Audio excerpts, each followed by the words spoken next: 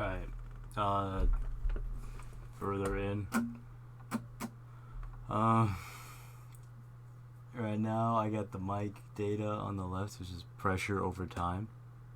So if I shut up, look, if I stop talking, it zeroes out. I have a very simple clamp on it right now.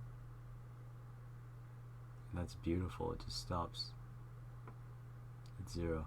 That's what I want. When I play my guitar, it's going crazy. With that data, we'll be able to find